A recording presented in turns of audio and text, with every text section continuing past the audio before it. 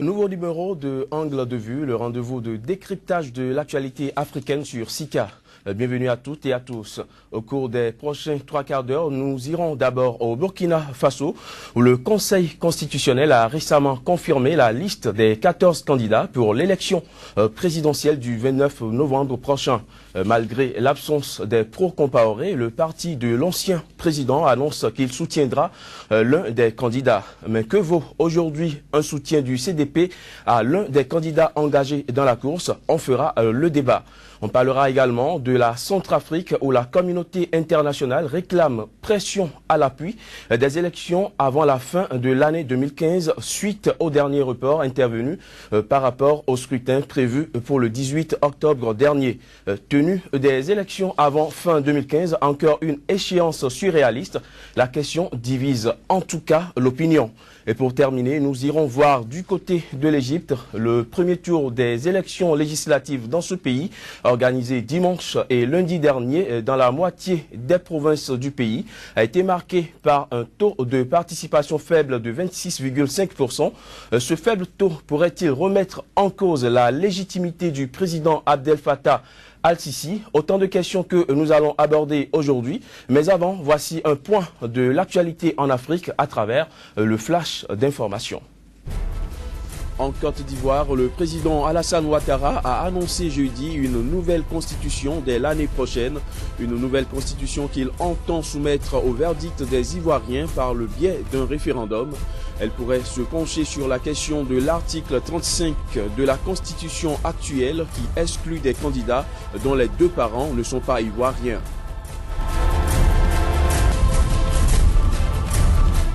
En Afrique du Sud, des milliers d'étudiants ont manifesté jeudi contre l'augmentation de leurs frais de scolarité devant le siège du parti au pouvoir, une manière de maintenir la pression sur le gouvernement à la veille d'une rencontre entre les leaders estudiantins et le président Jacob Zuma. Mercredi, des heurts entre étudiants et police avaient éclaté devant le Parlement sud-africain.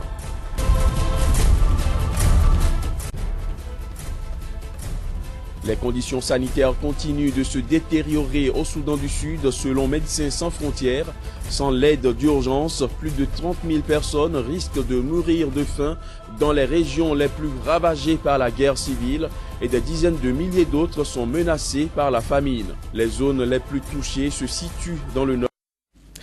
Le parti de l'ex-chef de l'État burkinabé Blaise Compaoré a annoncé mercredi qu'il va soutenir l'un des 14 candidats retenus pour la présidentielle du 29 novembre malgré l'exclusion de son candidat. Et pourtant, la principale raison avancée par les putschistes du 17 septembre pour justifier leur action était l'exclusion des candidats du CDP et des élections dont ils souhaitaient leur réintégration.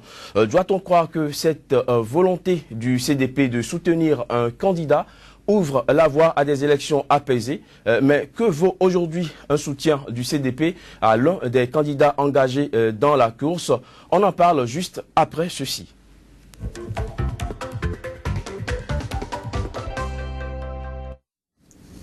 Le débat du jour se fera avec Titus Folly. Il est éditorialiste et directeur de publication du quotidien L'Aurore au Bénin. On le fera également avec Donkla Mabalo, journaliste et directeur de Radio Soleil FM qui émet à Cotonou au Bénin. Bonjour à vous et merci d'être sur ce plateau. Bonjour Emmanuel Crépi, bonjour à tous les téléspectateurs. Alors donc là, Mabalo, je me tourne vers vous. Le parti de l'ex-chef d'État burkinabé a annoncé mercredi qu'il va soutenir l'un des 14 candidats engagés dans la course au Burkina Faso. Doit-on croire que le chemin est désormais balisé pour que les Burkinabés aillent aux urnes en toute quiétude? Bon, je dois d'abord constater que pour moi, et c'est sûr que pour tous ceux qui observent l'actualité africaine, c'est une très bonne nouvelle. Ce n'était pas donné, ce n'était pas évident. Et vous l'avez rappelé dans votre introduction, les putschistes avaient dit que c'est l'une des raisons fondamentales pour lesquelles ils ont organisé le putsch de la dernière fois. Alors, je constate également que les lignes bougent au Burkina Faso et que progressivement, nous sommes en train d'atteindre un bon dénouement dans la crise au Burkina Faso. Si le parti de l'ex-président Compaoré décide de soutenir soutenir l'un quelconque des 14 candidats retenus. Je voudrais bien savoir quel est le candidat que le parti va soutenir. C'est très important parce que vous savez très bien qu'en politique, l'addition est importante. Il ne faut pas faire de soustraction, il ne faut pas faire de division non plus. Il faut faire des additions et des multiplications. Le soutien du CDP ne fera de mal à personne, je crois, en temps normal. Maintenant, il y a ceux qui sont au Burkina Faso, qui sont également contre Compaoré, contre la politique de Compaoré, qui pourraient faire une campagne très sévère contre le candidat soutenu par le camp Compaoré. Mais là, c'est la campagne. On attendra de voir exactement comment ça va se passer. Mais ma satisfaction personnelle est de remarquer que quelque chose bouge au Burkina Faso et c'est à l'actif de l'ensemble des Burkinabés, de mon point de vue. Alors, Titus Folly. Oui, c'est heureux que le processus qui avait connu un peu de grisaille soit en train d'être maintenant presque à son thème. Bon, maintenant, au regard de la situation, au regard des contingences qui sont survenues, je me demande un parti qui se retrouve dans les oripeaux, comme ceux du CDP, je me demande quels candidats pourront-ils soutenir. C'est là la grande question. Vous savez, je n'ai pas utilisé cet euphémisme-là pour rien. Quand vous surfez d'abord sur le paramètre escadron de la mort, quand vous tentez un coup d'État et vous réussissez, vous échouez dans les conditions lamentables, comme celles que nous avons connues au Burkina Faso récemment, et subitement, vous passez maintenant à une autre phase où vous tentez de soutenir un candidat. Quelles seront les conséquences immédiates de ce soutien? Parce que vous savez, ceux qui ont grandi sous l'ombrelle de Compaoré ont cette capacité de réflexion. Chaque fois, ils savent déplacer les pions sur les damiers. Ils ont déplacé les premiers pions, ils ont lamentablement échoué. Maintenant, ils sont en train de revoir, ils sont en train de rabattre les cartes. Et je suis certain que le candidat qui aura leur soutien sera dans une posture presque regrettable.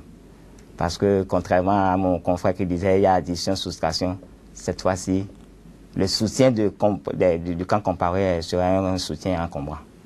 Il n'y aura pas de... Si vous permettez, je comprends la logique de mon confrère Titus Folly, mais vous savez, en politique, est-ce qu'on peut parler de soutien encombrant? C'est là la principale interrogation. Si le général Djibril Bassolé n'avait pas été arrêté pour ce que vous savez, c'est sûr que le CDP l'aurait soutenu, parce que c'est quand même l'un des artisans de la gestion Compaoré. Mais ici, je ne vois pas un candidat parmi les 14 refuser le soutien du CDP. Ça ne fait de mal à personne qu'on ait des soutiens en politique. C'est vrai que le camp Compaoré, on lui reproche ce qu'on lui reproche. Mais qu'est-ce que vous voulez? Vous voulez que ceux-là se croisent les bras, qu'ils ne fassent rien du tout? Non.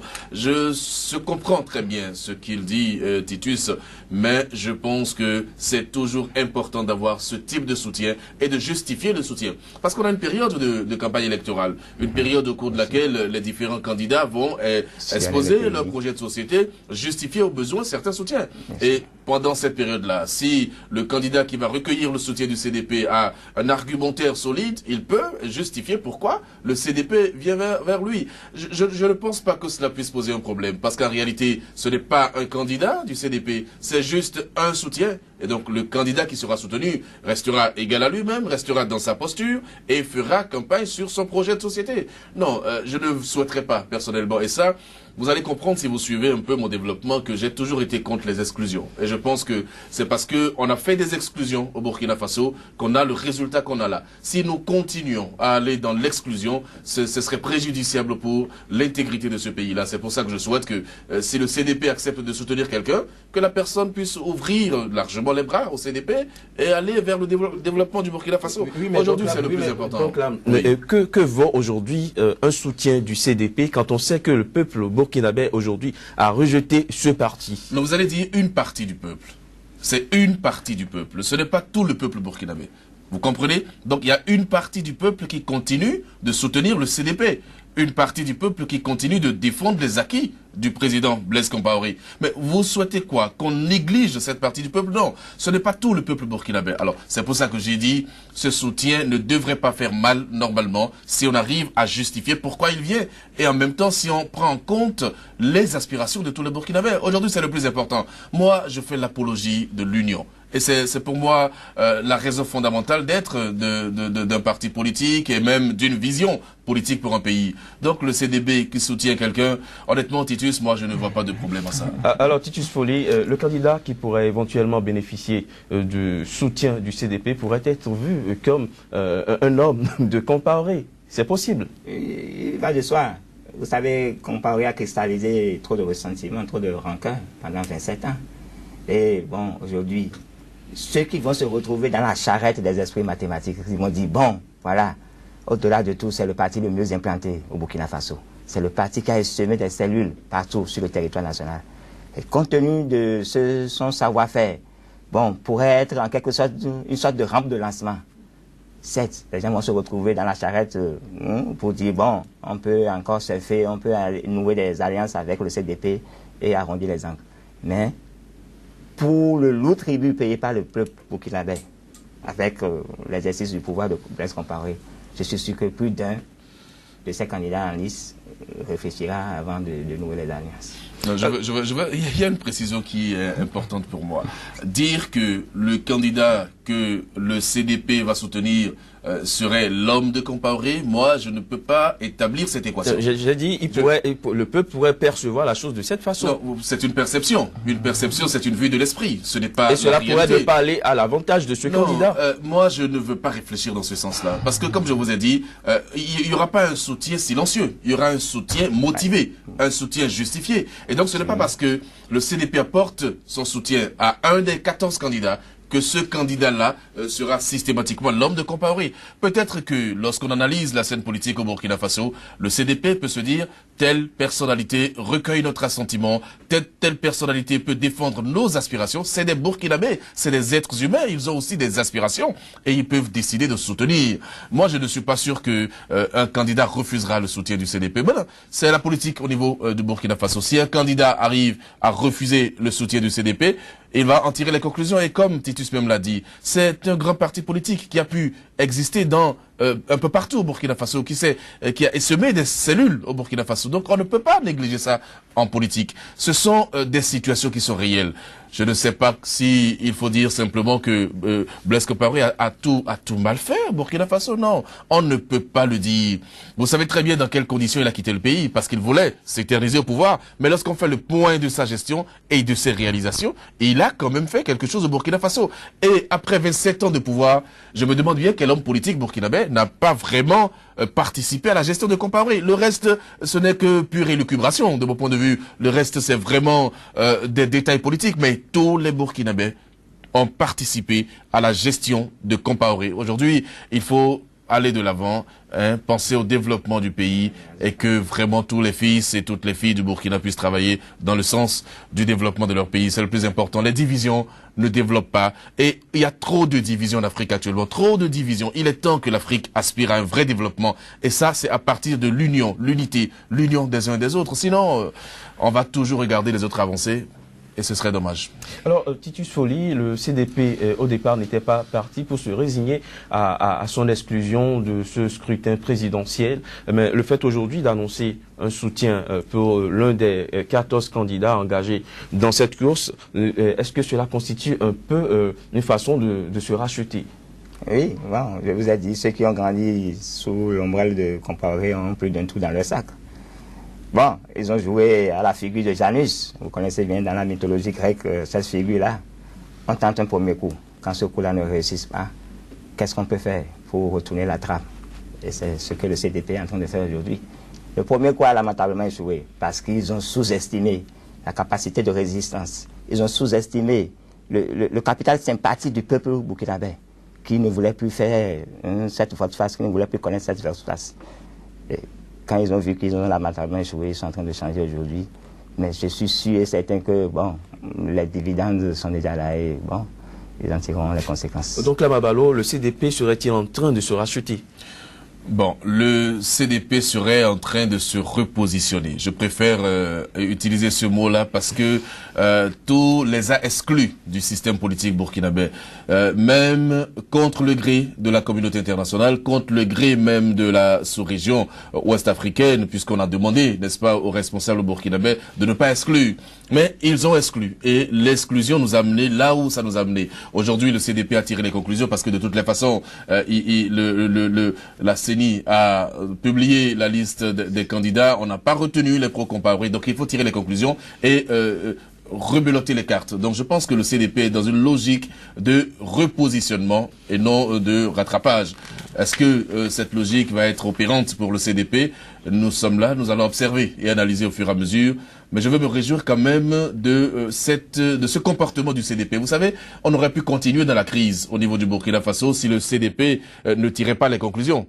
Le CDP pourrait continuer à dire non, il faut qu'on y aille, il faut qu'on y aille. Et je me demande même si ça n'arrange pas la transition parce que j'ai la faiblesse de penser que au Burkina Faso, même ceux qui sont en train de gérer la transition n'ont pas envie de partir. Moi, je l'ai toujours dit. Je pense qu'ils font du dilatoire. Qu'est-ce qui vous fait dire? Non, ils font du...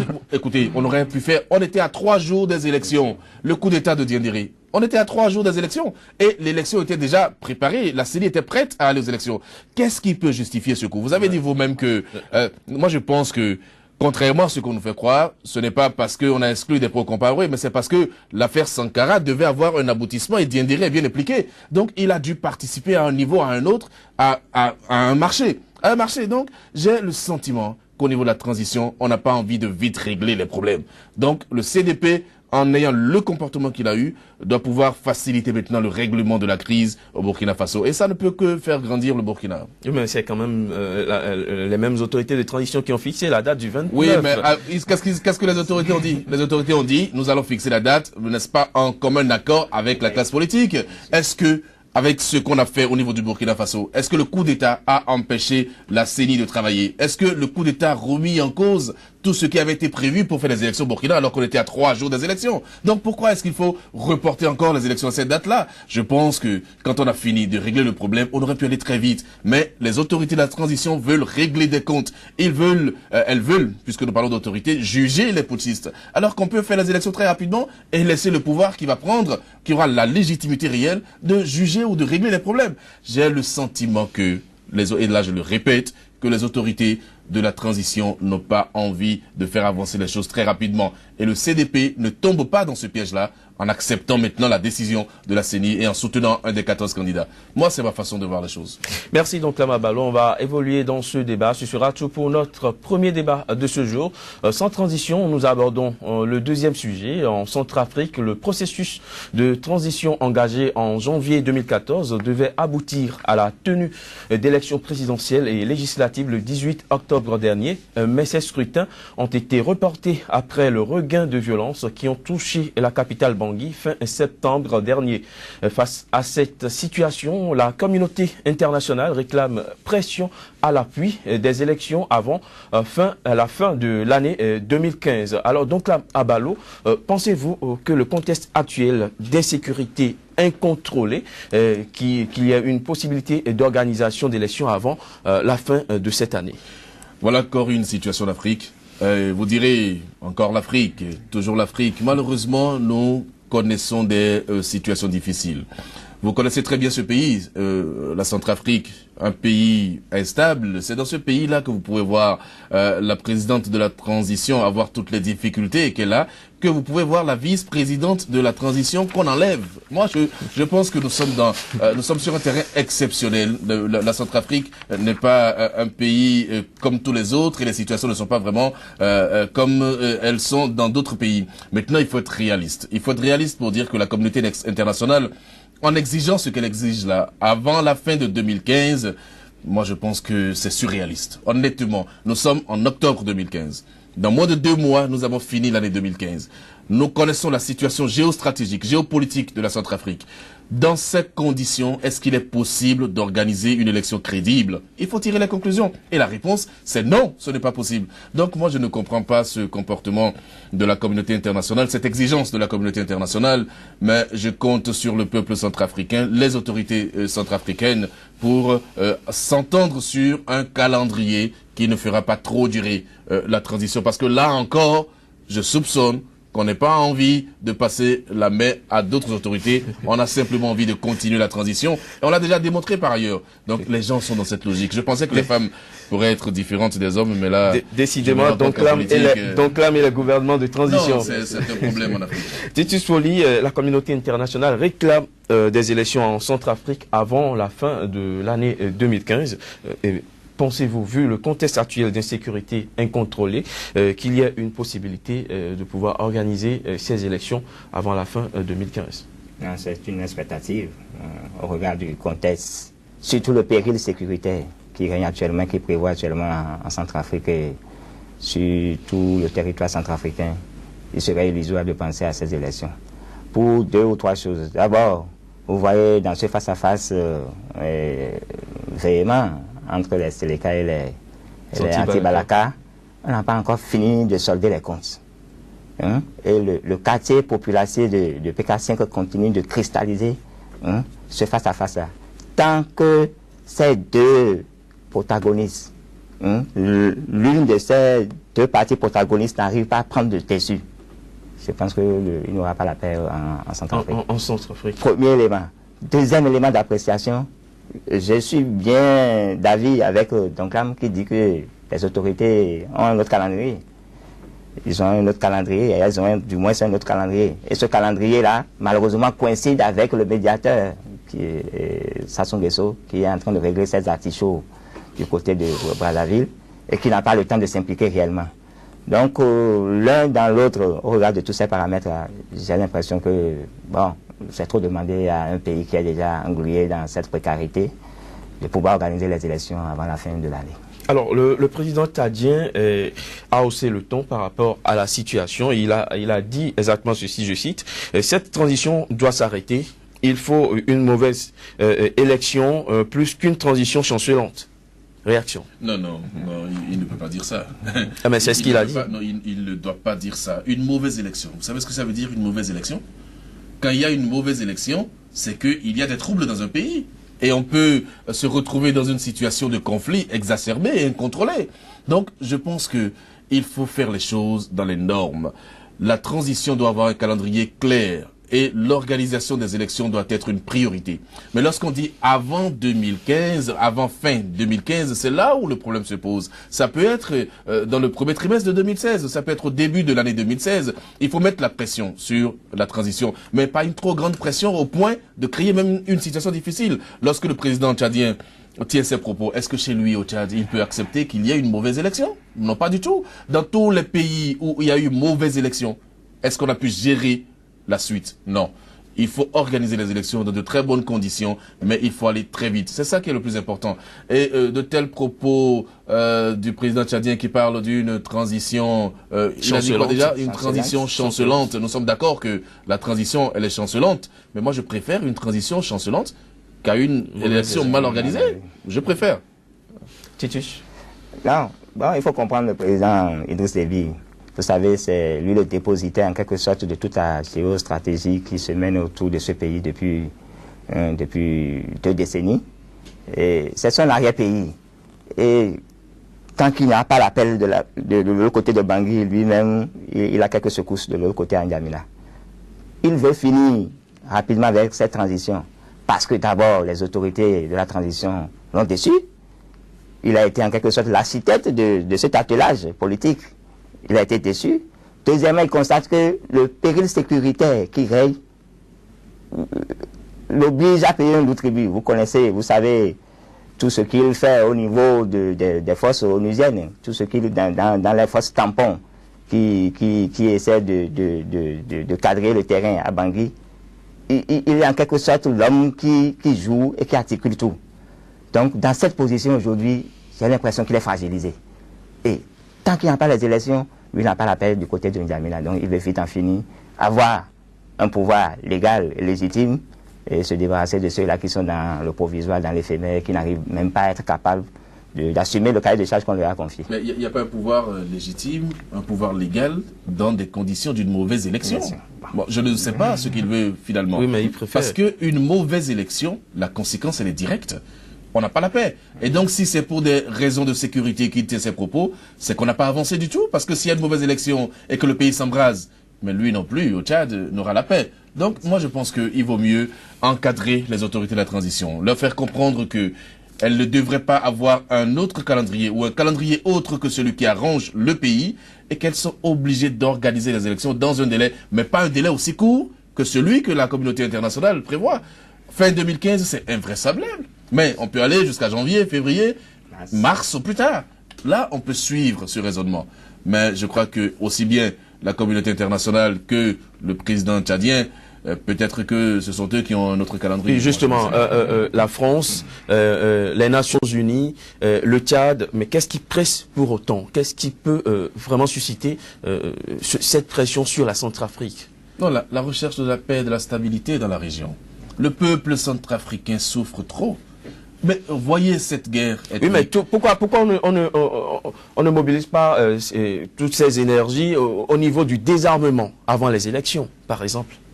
Est-ce que le désarmement est possible? C'est la grosse question. Regardez en Côte d'Ivoire. Est-ce que jusqu'à présent, on a réussi le désarmement? Je ne pense pas. Regardez au Burundi. Est-ce qu'on a réussi le désarmement jusqu'à présent? Alors, le désarmement, ça prend beaucoup de temps. Ça peut prendre des années. Donc, si vous pensez qu'il faut régler d'abord le problème du désarmement, au contraire, les gens vont continuer à s'armer. Et ils n'ont aucun intérêt à se désarmer. Ça veut dire qu'on ne peut même pas organiser les élections dans un délai court. On est obligé de reporter les élections à plusieurs années en avant si on veut parler de désarmement. Je comprends l'urgence de faire des élections au niveau de la Centrafrique pour libérer le pays, mais c'est pas pour autant qu'il faut se précipiter. Ici, il ne s'agit pas de précipitation. Il s'agit d'être méthodique et d'avoir des objectifs clairs, mais dans un délai raisonnable.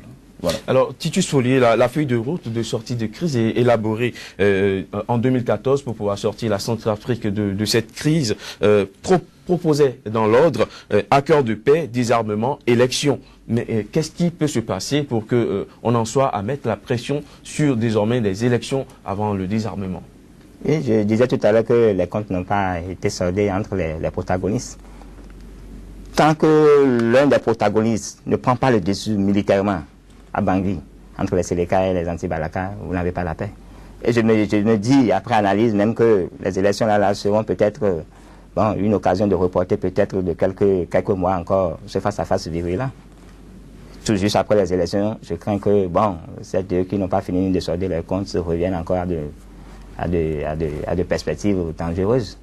Parce qu'aujourd'hui, au regard de la situation, au regard du lourd tribut payé par chaque camp, chacun d'eux a également encore des visées. Soit contrôler le pays et ses richesses, parce que vous savez, c'est un pays qui est potentiellement doté de ressources minières et énergétiques importantes.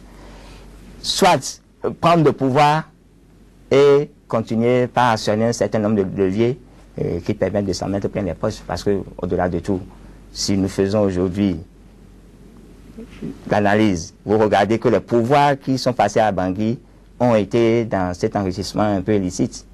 Et enrichissement qui a cristallisé les rancœurs et les ressentiments et qui a amené cette phase de mécontentement et de tension. Donc, tant que ces problèmes-là ne sont pas réglés en amont, je pense que c'est un calendrier qui est un calendrier illusoire et qui ne donnera rien. Alors, donc là, Mabalo, ce qui a surtout suscité le dernier report du scrutin prévu pour le 18 octobre dernier, c'est le regain de tension observé au début du mois d'octobre. Alors, dites-nous, donc là, comment est-ce que vous voyez que la Centrafrique pourrait sortir de cette crise? Parce que ça devient une crise sur une longue durée. Oui, c'est vrai, c'est un très bon constat. Ma solution, ce n'est peut-être pas la panacée, ce n'est peut-être pas la solution idéale, mais je pense que c'est le dialogue. Il faut que les gens se parlent, même au niveau de la famille. Mais il y a eu le forum de Bangui. Oui, mais vous savez comment ça s'est passé, le forum de Bangui? Dans quelles conditions ça a été organisé? Les exclusions qu'il y a eu également. En fait, c'est ça le problème de l'Afrique, ce sont les exclusions. Vous ne pouvez pas vouloir faire un dialogue et exclure des gens. Lorsqu'il y a dialogue, tout le monde participe au dialogue et on s'entend, on fait des concessions. Vous avez des approches, l'autre également en a, et puis après vous vous entendez, vous dites bon, moi je laisse telle chose, telle personne, c'est ça le dialogue. Donc le dialogue de Bangui a échoué parce que simplement des gens ont été exclus. Et même ceux qui tirent, n'est-ce pas, ce sont des êtres humains. on peut toucher leur cœur. C'est vrai que vous allez me dire que celui qui a des armes n'a pas de cœur. Lui, il se défend. Mais on peut toucher les sensibilités en discutant. Parce que, tenez-vous tranquille, les autorités qui arrivent à gérer ces crises-là ne sont pas les personnes qui sont sur le champ de guerre. Ce ne sont pas les autorités qui vont au front, c'est d'autres personnes qui sont sacrifiées. C'est le peuple qui est sacrifié. Donc on peut parler à ceux qui ont les armes pour leur dire « Qu'est-ce que vous voulez ? Voilà ce qui est possible. Voilà ce qui est impossible. » Et on fait un large consensus pour aller de l'avant. Parce que nous oublions souvent. Et ça, c'est la faute vraiment des leaders qui nous conduisent. Nous oublions souvent que lorsqu'on vous met à la tête d'un pays ou à la tête d'une société ou à la tête de n'importe quelle structure, mais vous êtes là pour servir et non pour vous servir. C'est ça le problème. Tant qu'on n'aura pas intégré dans la tête que le pouvoir, c'est le service à autrui et non le service à soi-même, on n'ira jamais de l'avant. Et c'est en cela que les grandes démocraties nous ont devancés. Et chaque fois que nos autorités parlent, eh bien, elles disent on veut ressembler à tel. Mais pourquoi est-ce que dans les actes, on ne ressemble pas à ceux qui nous devancent? Nous prenons simplement les exemples qui nous arrangent à l'extérieur et nous les montrons comme des leçons à suivre. Alors qu'en réalité, il faut avoir des objectifs, des ambitions et il faut aimer son pays. Parce que pour moi, le patriotisme est la plus grande richesse d'un leader. Quand vous n'aimez pas un pays, vous ne pouvez pas vous sacrifier pour ce pays-là. Donc toutes nos autorités doivent aller à l'école du patriotisme. C'est vrai. Malheureusement, c'est cela. Alors, Titus Foley, la sortie de crise de la Centrafrique, comment vous la voyez? Bon, une perspective heureuse qui s'annonce, peut-être la venue du pape. Le pape François pourra toucher les cœurs. Et dans un mois, bon, s'il arrivait, parce qu'il paraît qu'il a souvent la chimie d'avoir les bonnes solutions, les solutions idoines. Bon, j'espère, je suis tenté d'espérer de ce côté, qu'il saura trouver les mots pour réconcilier ces deux camps. Le pape n'est là que pour quelques jours. Hein. Pour quelques jours, bon, il saura trouver. Vous savez, quand il passe, il a dans son sac plus d'une... Plus d'un tour dans son sac pour régler des situations un peu plus difficiles. Bon, on espère et on va voir ce qui va se passer à Bangui. Merci Titus Foley, merci donc Lama Balo. Ce sera tout pour notre deuxième débat du jour. Restez avec nous et vous aussi, mesdames, messieurs. On revient juste après un nouveau point de l'actualité. Voici le flash d'information. En Côte d'Ivoire, le président Alassane Ouattara a annoncé jeudi une nouvelle constitution dès l'année prochaine. Une nouvelle constitution qu'il entend soumettre au verdict des Ivoiriens par le biais d'un référendum. Elle pourrait se pencher sur la question de l'article 35 de la constitution actuelle qui exclut des candidats dont les deux parents ne sont pas ivoiriens.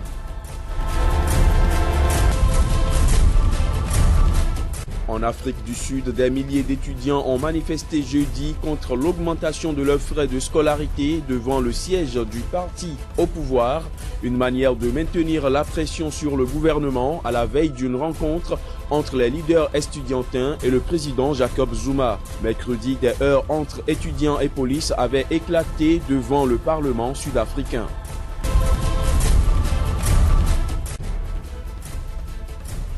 Les conditions sanitaires continuent de se détériorer au Soudan du Sud selon Médecins sans frontières. Sans l'aide d'urgence, plus de 30 000 personnes risquent de mourir de faim dans les régions les plus ravagées par la guerre civile et des dizaines de milliers d'autres sont menacées par la famine. Les zones les plus touchées se situent dans le nord. Dernière ligne droite de cette émission et nous sommes cette fois-ci en Égypte où s'est tenu le premier tour des élections législatives organisées dimanche et lundi dernier dans la moitié des provinces du pays. Un scrutin qui a été marqué par un taux de participation faible de 26,5%, un chiffre plutôt faible comparé au taux de participation de 62% enregistré lors de la première phase des législatives 4 ans plus tôt, c'est-à-dire en 2011. Doit-on croire que ce taux de participation remet en cause la légitimité du président Abdel Fattah al-Sisi? La question sera posée à nos débatteurs, mais avant, je vous propose de suivre cet élément qui illustre la situation. Le président Abdel Fattah al-Sisi, l'ex-chef de l'armée qui a réduit au silence toute voix dissidente depuis qu'il a destitué il y a 2 ans son prédécesseur islamiste Mohamed Morsi, jouit d'une popularité telle que même une partie de ses partisans se désintéresse à l'avance d'un parlement qu'ils perçoivent au mieux comme une chambre d'enregistrement inutile, au pire comme un fardeau pour le président.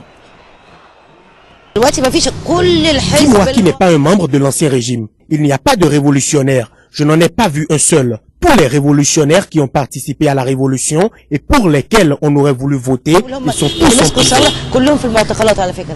Le faible taux de participation se justifie ici au mot. Il manque juste un fort taux de participation auquel nous nous attendions pourtant. Le taux de participation n'est pas bas, disons qu'il se situe plutôt entre un niveau bas et la moyenne. La majorité des Égyptiens voient toutefois Sisi comme le seul homme fort capable de sécuriser le pays et de restaurer une économie à genoux. L'idée que l'Égypte n'a pas besoin de démocratie mais d'un homme fort est très répandue. Alors à quoi bon un parlement? Je n'ai pas l'impression que tous les courants participent. Certains ont été exclus, les résultats sont connus à l'avance. Mon vote ou mon abstention ne changeront rien. Face à la faible mobilisation dimanche au premier jour, le gouvernement a donné aux salariés du secteur public une demi-journée de congé lundi pour aller voter, appelant le privé à faciliter la participation. Sur les réseaux sociaux, des Égyptiens n'ont pas manqué de souligner la différence saisissante entre ce scrutin et celui de 2011 en partageant des photos des interminables files d'attente alors, même sous la pluie. Un sentiment exprimé par le quotidien indépendant Al-Watan qui titrait lundi en une « Le pain avant le vote ». Retour sur ce plateau où nos deux débatteurs sont toujours en place. Alors, Titus Foley, je me tourne vers vous. Peut-on dire aujourd'hui que ce faible taux de participation à l'élection législative en Égypte peut remettre en cause la légitimité du président Abdel Fattah al-Sisi, qui règne depuis quelques années en maître sur l'Égypte? Oui et non. Oui, parce que le faible taux est un 50 désaveu pour lui. Mais quand lui a été élu il y a un an, il a été élu à près de 70% des voix. Donc ce sont deux élections qui n'ont pas la même trame et qu'on ne peut pas mettre sous les mêmes pesants. Mais au-delà de tout, il y a au moins un goût d'inachevé pour lui. Goût d'inachevé parce que lui qui aurait souhaité un regain d'intensité au niveau de tous ceux-là qui le soutiennent, a constaté que, bon, il y avait eu une mollesse dans l'enthousiasme. Les gens ne sont pas sortis. Et bon, maintenant, il lui revient maintenant d'en tirer les conclusions. Mais au-delà de tout, il a déjà réussi son coup. Prendre le pouvoir dans les conditions que nous savons. Instaurer un régime militaire de manière forte. Maintenant, accompagner son régime avec les attirails, avec des institutions bon, de second plan, et pour maquiller, pour faire le vernissage. Et dans cette position, dans cette posture, il reviendra à la communauté internationale de savoir comprendre les tenants de cette situation actuelle de l'Égypte. Voilà un président qui est venu pour empêcher les islamistes bon, de constituer leur empire. Mais au regard maintenant de tout ce que le général Sisi peut permettre à la communauté internationale d'acquérir, surtout dans cette perspective où Daesh est en train d'étendre cette tentacule, il va falloir que la communauté internationale arrive à faire la part des choses. Est-ce qu'on continue de soutenir le général Sisi parce qu'il constitue un rempart dans cette zone sensible contre le terrorisme, ou est-ce qu'on aura le courage de lui remonter les bretelles pour dire, bon, chef, au-delà de tout, il use que cette manière de verrouiller le pouvoir, où on a près de 15 000 personnes actuellement qui sont embastillées, qui sont dans les prisons du Caire et d'Alexandrie, il va falloir lui dire, maintenant faisons l'inventaire. À l'inventaire, il faut déverrouiller un peu le régime, donner un peu plus d'espace à ces leviers, à ces forces vives qui ont été, vous voyez, aujourd'hui quand on fait le point, ces forces vives qui ont été en quelque sorte les têtes de pont de la révolution de 2011, aujourd'hui toutes ces forces vives ont été en quelque sorte reléguées en arrière-plan. Soit si elles ne sont pas reléguées, bon, soit elles sont coffrées. Donc aujourd'hui il va falloir faire la part des choses entre ce général qui constitue un rempart contre le péril islamiste, le péril terroriste, et son incapacité à donner un peu plus de liberté à son peuple. Alors, donc là, Mabalo, est-ce que la légitimité du général Al-Sisi est en jeu? Nous sommes maintenant en Afrique blanche. Et vous constatez avec moi que même en Afrique blanche aussi, il y a des problèmes. Donc, mais nous ne sommes pas là pour diaboliser. Le problème n'était pas lié à la couleur. Oui, non, c'est pour vous dire que nous ne sommes pas là pour diaboliser l'Afrique non plus, mais pour dire les choses telles qu'elles sont. Il y a des problèmes partout. Et je ne sais pas si en Égypte, la communauté internationale pourra dire quelque chose au général Al-Sisi, parce que être un rempart contre le terrorisme, c'est important pour la communauté internationale. Et pour réussir ça, le président Al-Sisi a été obligé de mettre la main sur son peuple et même de commettre certaines choses, dénoncer des choses commises par la police, notamment en Égypte. Mais cette élection-là, vous l'avez dit vous-même dans votre introduction, je vous ai suivi, c'était des élections législatives jouées d'avance. Quand on dit élections jouées d'avance, ça veut dire que les gens ne vont pas voter parce qu'ils ont des attentes.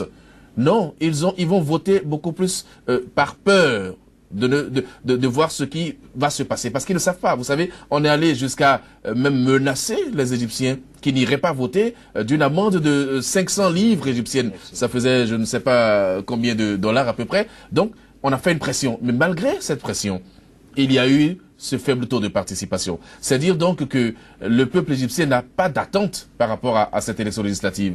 Et le président Al-Sisi a sûrement été affaibli, mais ça ne met pas en cause, ça ne remet pas en cause sa légitimité, puisqu'il est toujours président de l'Égypte et qu'il contrôle encore les choses en Égypte. Voilà un peu la situation de l'Égypte. Mais on peut se désoler quand même de voir que on dirige un peuple qui ne se sent pas concerné par ce que vous faites. Parce que lorsque les gens ne sortent pas pour aller voter, ça veut dire qu'ils ne se sentent pas concernés par votre action. C'est un peu le cas en Côte d'Ivoire. Vous avez vu le faible taux de participation pour les élections de dimanche prochain. Ça veut dire quoi? Les gens ont peur. Les gens ne se sentent pas concernés. Et ils se demandent à quelle sauce ils vont être mangés. S'ils sortent pour aller voter, ils ne maîtrisent pas la situation sécuritaire du pays. Donc, c'est des doutes que le peuple peut exprimer. Et c'est ça qu'on voit en Égypte. Mais tenez-vous tranquille, ne comptez pas sur le président Al-Sisi pour raffermir sa position. Moi, je pense qu'il est comme ça, c'est un général, et il sait que c'est de cette façon-là qu'il conduit son peuple. Mais au peuple égyptien de réagir s'il a envie de réagir. Parce qu'après tout, le pouvoir appartient au peuple. Alors, donc là, vous avez fait un clin d'œil à la Côte d'Ivoire. C'est une élection cruciale dans la sous-région. On va y rester avant de clôturer cette émission. Alors, le taux d'abstention, le faible taux de participation qui s'annonce aujourd'hui, comment vous l'appréciez? C'est un signal fort. Comme je le disais sur le débat égyptien, ça veut dire que le peuple ivoirien, à un moment ou à un autre, a des craintes. Et cette élection en Côte d'Ivoire, c'est une élection de tous les dangers. Parce que personne ne peut dire exactement comment ça va se passer. Je l'avais dit par ailleurs, le désarmement n'est pas entier. Ensuite, il y a des frictions, des divisions, des frustrations dans ce pays-là, à tel enseigne que si le président Alassane Ouattara ne s'arrange pas, je dis s'arrange parce que c'est un peu la mode en Afrique, pour passer KO, il y aura un problème en Côte d'Ivoire. J'ai la faiblesse de le penser, mais le faible taux de participation pourrait aussi aller à l'avantage du président ivoirien, parce que il a les moyens, il a une politique qu'il a développée et j'ai l'intuition, j'ai l'impression que ceux qui sont sortis réellement pour aller chercher les cartes d'électeurs sont des pro-Ouattara. Je peux me tromper, mais je pense que ça va dans l'avantage du président ivoirien. Ce qui pourrait éventuellement favoriser le chaos. Entraîner le chaos. Maintenant, je ne suis pas Dieu, je suis qu'un analyste. On verra ce que ça va donner au bout du rouleau et on fera les analyses si vous nous en donnez l'opportunité. Titus Follet, le faible taux de participation qui plane sur l'élection ivoirienne. Bon, on ne va pas vendre la peau de l'os, on va tuer. Attendons dimanche pour voir si faible taux il y aura, puisque dans le camp de la majorité présidentielle, ils sont sereins. Les ténors, les fédateurs du système Ouattara sont sereins. Le faible taux, c'est déjà au niveau des inscriptions, le retrait des cartes. Mais ils sont conscients, ils disent peut-être la journée d'aujourd'hui, il y aura un regain.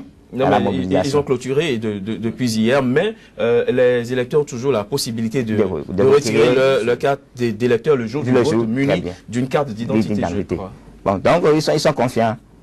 Ils disent qu'ils ont encore cette capacité au regard de la situation dans laquelle ils ont hérité le pays. Ils ont cette capacité de mobilisation encore. Donc attendons dimanche pour voir ce qui va se passer. Et vous voyez le chaos passer dès le premier tour? Bon, le chaos est déjà consommé, puisque bon, dans l'autre camp, il n'y a pas de pièces. Des éléments qui... Il n'y a pas... Non, il n'y a pas... C'est comme Bagbo l'avait dit. Non, il n'y a pas de pièces de rechange. C'est maïs. Non, merci beaucoup. Il n'y a pas de pièces de rechange, parce que bon, dans l'opposition, au lieu d'être dans cette mousse qui pouvait permettre d'avoir une candidature unique et faire face de manière un peu plus rigoureuse et vigoureuse à Ouattara, bon, on a papier les voix, on a été dans une stratégie un peu épaisse et aujourd'hui, bon, on est devant le fait accompli. Vous voyez, si vous le permettez, juste une minute. Oui. Vous avez observé, je fais une extrapolation, vous avez observé la situation en Guinée.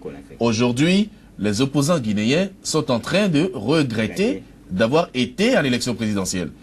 Il y en a un parmi eux qui l'a dit clairement que l'opposition ne peut que s'en prendre à elle-même parce que, eh bien, ils ont été aux élections. Aujourd'hui, ils ne peuvent pas faire des recours devant la Cour constitutionnelle. Je l'avais déjà dit sur le plateau. Vous avez demandé un report d'une semaine. Vous étiez 7 contre le président sortant. Vous allez et puis après, vous constatez les dégâts et vous dites que vous n'entérinez pas l'élection. Mais comment les gens fonctionnent? C'est un gros problème. Et tant que en face des dirigeants africains, il n'y aura pas des oppositions bien structurées, bien unies, les gens vont toujours avoir ce virus-là de vouloir conserver le pouvoir et ils vont réussir, comme c'est le cas au Burundi. Alors, les oppositions africaines en panne d'inspiration, ça fera certainement l'objet d'un prochain débat. On y reviendra. Merci à vous d'être passé sur ce plateau. Donc, Lamabalo, Titus Folly. Merci pour vos différents angles de vue sur l'actualité africaine. Quant à vous, chers téléspectateurs, merci de nous avoir suivis. Rendez-vous lundi prochain pour un autre numéro de votre émission. Bon Dieu, j'ai tous les problèmes avec votre tête.